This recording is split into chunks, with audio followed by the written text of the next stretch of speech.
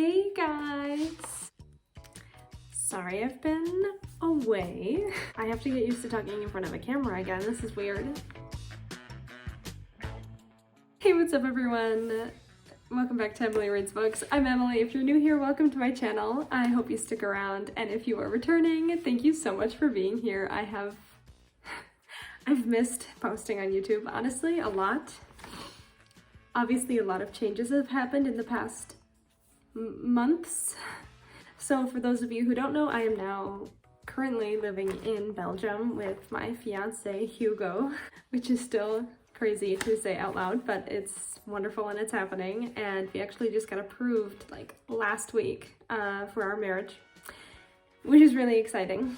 But anyway, enough about that. But books, the reason that we're all here, right? I was in the worst reading slump from January to now, basically. And I think I read like maybe 3 books. And they were the Buy Book Club books.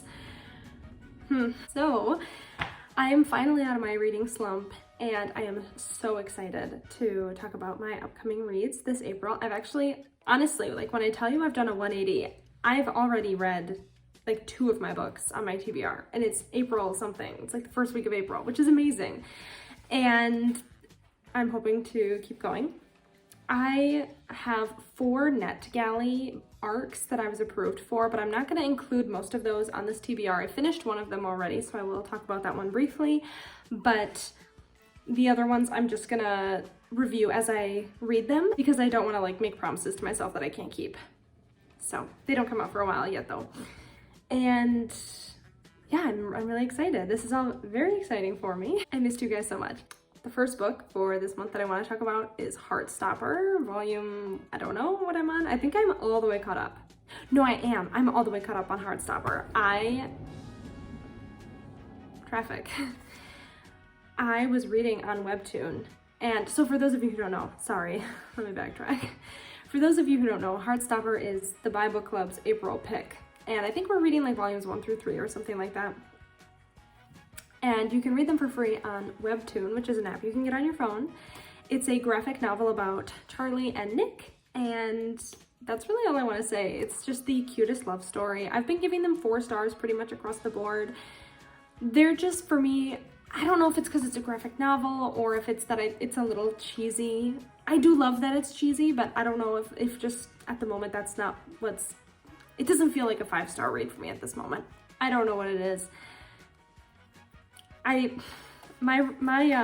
stars are arbitrary anyway. Like what do they even mean? I've been giving them 4 stars across the board. Honestly, I really recommend them if you love romance, and if reading a book seems daunting right now, if you think a graphic novel would be better for you, 100% I say go for it, and it's free. And if you read it, you can join, well, even if you don't read it, you can join us when we stream our Heartstopper book talk with the Buy Book Club. We're also going to try and watch the first episode because the series is coming out. So now's the perfect time to join us. Read it while you can and come talk about it with us. It's a great time. The next book I want to talk about is The Graveyard Book by Neil Gaiman. I read Neil Gaiman when I was a kid, and then I kind of didn't read any more of his books. I didn't even realize he had written more than Coraline until a couple years ago. And Hugo is a big fan of Neil Gaiman, and I now have Hugo's book collection at my disposal, so I decided to read The Graveyard Book. This is the first book I finished in April. It was amazing. This was a 5-star read for me. It's incredible. I don't even want to like talk too much about it. If you want creepy reads or Halloween vibes, I know it's spring, but you know me. If you love those kinds of vibes, this book is so good. It takes place in a graveyard. We have a young boy named Bod whose entire family was murdered when he was a baby, and the graveyard saves him, and he actually becomes a part of the graveyard community, the ghosts and people that have passed. And he goes on many, many adventures, and I really don't want to say too much more about this book. It was a 5-star read for me. If you want something easy and humorous, especially, this would be a great pick for you. Not me going into like full review mode for my TBR video. The next book I want to talk about is called Only Pieces, and this is the one book that I already finished from NetGalley. It's an ARC. I'm gonna do a whole video review for this book. It deserves it. I read it in one day, in a couple hours. It's written in verse, and it is about a Mexican-American teenager who is growing up with undocumented parents, but on top of all of that, he's dealing with the fact that he wants to come out as gay to his family. It was a really short read. It's fairly autobiographical, at least it feels like it. I can't say for sure. I'm gonna do a whole video on it though, but I was excited for the book when I saw it on NetGalley. I read it, and I'm still excited about it now. The next book on my TBR this month is Project Hail Mary. Oh my gosh, it matches. It matches me. Anyway, sorry. Project Hail Mary is the only book by Andy Weir I have not read yet. I read The Martian. I buddy read that with Hugo last year sometime, and then I read Artemis actually back in like December of this past year, or maybe January, and now I'm reading Project Hail Mary. I love Andy Weir's writing style. I think he's so funny. This seems like it's going to be a lot closer to The Martian than Artemis was. Artemis was kind of like a heist novel. It took place on the moon, and this one takes place, I believe, in deep space. And all I know about it is that the guy wakes up and he has amnesia, and everyone on board with him is dead, and he's like, what's going on? And he's in the middle of space or something. I have heard so many good things about this book. Hugo has annotated it, or like, not annotated it, he's like marked all these spots, so I'm really excited to see what happens. Sci-fi has been, I've loved sci-fi for a long time, but it's really been growing on me a lot more these past couple months. And we've also been watching, Hugo and I mean, we've been watching Star Wars. We are watching The Bad Batch currently. We just finished The Mandalorian. And so, I don't know, something about space right now, like everything is spacey, and this is really exciting for me. Yes, I'm very excited for this one. The next book on my TBR is Truly Devious. This one I found at a Half Price Books back in, I want to say November maybe.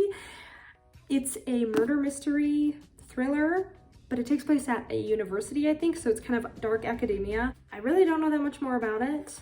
I was enthralled by the color of this cover, and the back of it kind of piqued my interest. I had seen stuff about this on Instagram and Goodreads, and just decided I would give it a try. Yeah, I'm excited for it. I don't know that much about it, other than I think it's a murder mystery thriller. And who doesn't love to be thrilled by the books they read, right?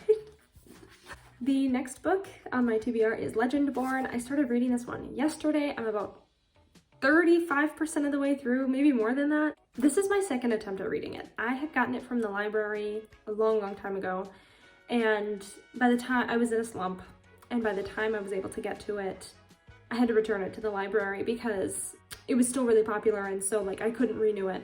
And I was really bummed because I read the first chapter and I was getting into it. I think it started a little slow, and I would say on my reread kind of the same, but I'm so into it right now. I'm like 200 pages in. It is thrilling. I mean, I'm still in the middle of reading it, so I don't want to say too much about it, but it's about, well, I feel like everyone has read this book, but it's kind of based on like the Knights of the Round Table. There's a really interesting magic system involved in it, and I would say the world building is very good. And I do think that that's part of the reason why the beginning seems so slow, because there is a lot of information that we have to get through. But now that I'm about 100 and I think I'm on page 200, but I think around 160, it really started picking up the pace, and lots of stuff started happening, and it got really exciting, and I feel like I'm gonna finish it pretty quickly. So I'm very happy that I picked it back up, and it is so beautiful. I love the cover so much. So I'm really happy with it, and I cannot wait to finish it. Now, last and certainly not least is on my TBR is this book called Hidden Magic. Funny enough, I've been following a lot of indie writers on TikTok because I am an indie writer.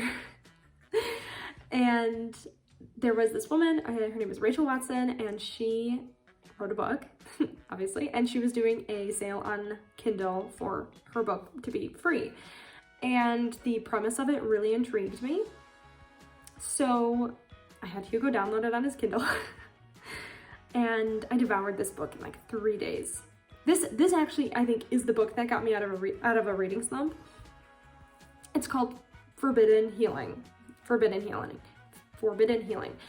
The concept of it actually reminded me a bit of Sanderson's magic systems, not in like the scientific aspect of it, but just in the fact that it kind of revolves around this religion. Like it's the society, the society that Rachael created is kind of revolved around this religion, which therefore feeds into this magic system. There was one scene in that book that I actually was squirming in my seat because I don't want to spoil anything. There was just something happening and it was kind of creepy, and I literally was like, my skin was crawling. It was so well written. And I wanted to support an indie author, so I read her book and I loved it. I probably will do a full review on that one too. And it was really well done. And I saw that there was a sequel, and I saw that it was already out. And I knew that she wasn't going to put it on sale anytime soon because she had just put this other one on sale to be free, and I didn't even pay for the first book.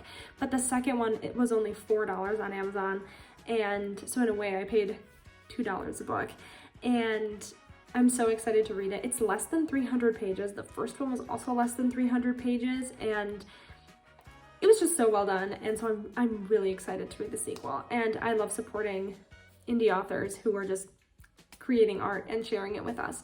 So that is the last one on my TBR. And that is it. That is 7 books. We have some larger ones in the mix, lengthwise. I think that it's a reasonable amount to get through, hopefully. We just have to see. I am crocheting my wedding dress right now, so a lot of what I've been reading has actually been through audiobooks. I've been rereading Dracula on audiobook, and I actually read the Graveyard book on audiobook. It's been really nice because I've been able to get a few books out of the way while I'm crocheting because I have to spend hours a day working on it, but I'm hoping to give my fingers a rest and read some more of my books that we have on the shelf. So yeah, I think that's all I have for this video. If you enjoyed, please like and subscribe to my channel. I'm gonna be hopefully posting more, and I really do mean it this time. It'll be probably a bit sporadic for a while, but I have got lots of ideas and I have a little bit of time on my hands to devote to it. So please stick around, and I will see you next time.